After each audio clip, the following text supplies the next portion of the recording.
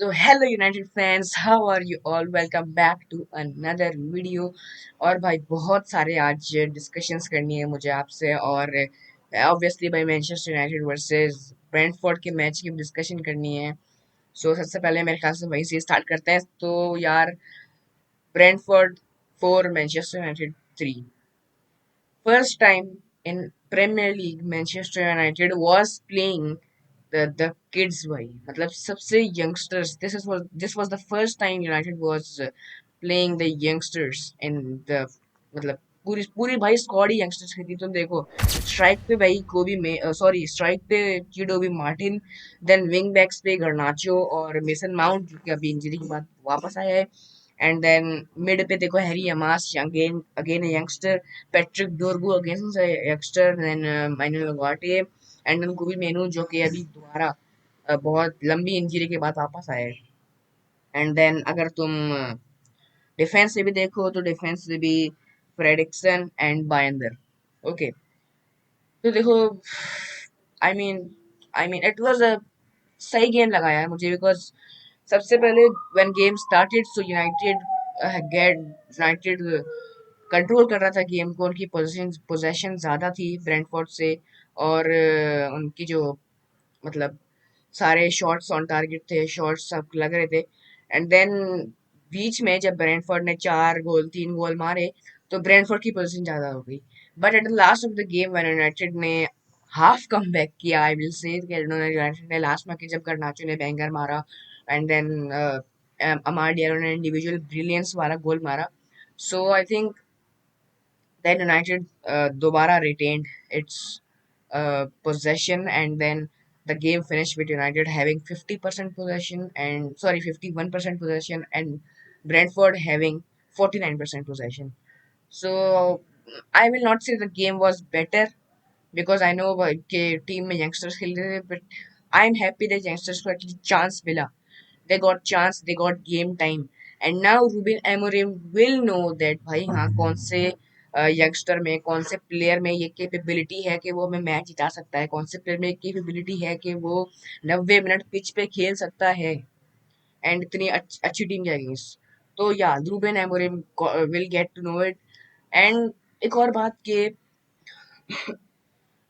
वैसे भी हमारा कोई प्रीमियर लीग में कोई इंटरेस्ट नहीं होना चाहिए, बिकॉज वी नो यूरोपा में हमें यूरोपा लीग जीतना ही जीतना है हमें इस सीजन।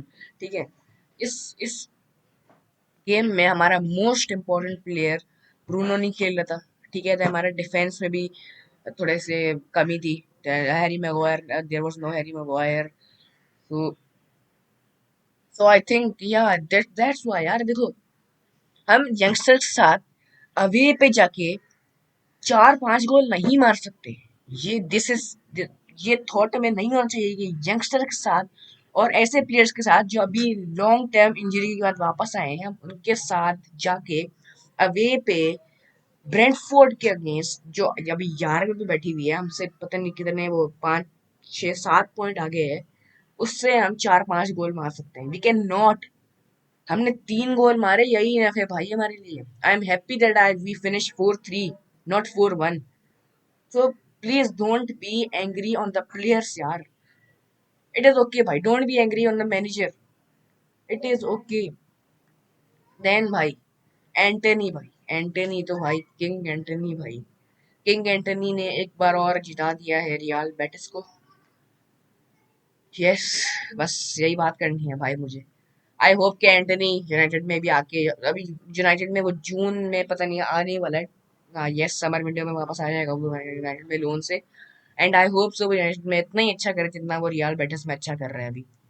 ओके, तो अब मुझे कुछ प्लेयर्स के बारे में भी बात करनी है, जैसे कि बायंदर। बायंदर, देखो, बायंदर का ये यही मसला है। देखो, उसको एरिक टेन हाग भी चांस ही देता था जब एरिक टेन हाग था मैनेजर। देन अब जब रूबेन अमोरिम मैनेजर आया तो वो भी उसको चांस ही देता इतना। तो that's the problem with Bayindir. I think Premier League में we have to give chance to Bayindir, because देखो, प्रीमियर लीग वैसे भी खत्म हो चुकी है। ठीक है, मतलब कोई अगर हम गेम हार भी जाए तो ज्यादा कोई फर्क नहीं पड़ता, रेलीगेट तो हमें होना नहीं है वैसे भी। सही है, तो I think why not to give chance to Bender, why not. ये प्रीमियर लीग जो है ना, ये हमें एज अ प्रैक्टिस में लगे। सही है, इसको एज अ प्रैक्टिस ही लेना चाहिए हमें। एंड देन हैरी मास, भाई Harry mass, he is a very talented player, but today unfortunately मुझे उसकी जो परफॉर्मेंस है वो बिल्कुल अच्छी नहीं लगी यार। मतलब बंदा बॉल छीनने में भी अनसक्सेसफुल हो रहा है, बंदा पासेस भी सही नहीं दे रहा, एक्यूरेट नहीं दे रहा। तो what is this. Then Ugarte को आप देख लो यार, Ugarte Ugarte was my man of the match यार। बिकॉज उस बंदे वो बंदा बॉल भी छीन रहा था, वो बंदा फाउल्स भी कर रहा था, टैकल्स भी दे रहा था, एंड उसके पास भी दे रहा था। So I think Ugarte was really good in today's game. And then एक और बात के ब्रेंटफोर्ड की भी लिंक्स आ रहे हैं भाई। सॉरी, ब्रेंटफोर्ड के लिंक्स नहीं एक्चुअली, एम्ब्यूमो के लिंक्स आ रहे हैं यूनाइटेड के।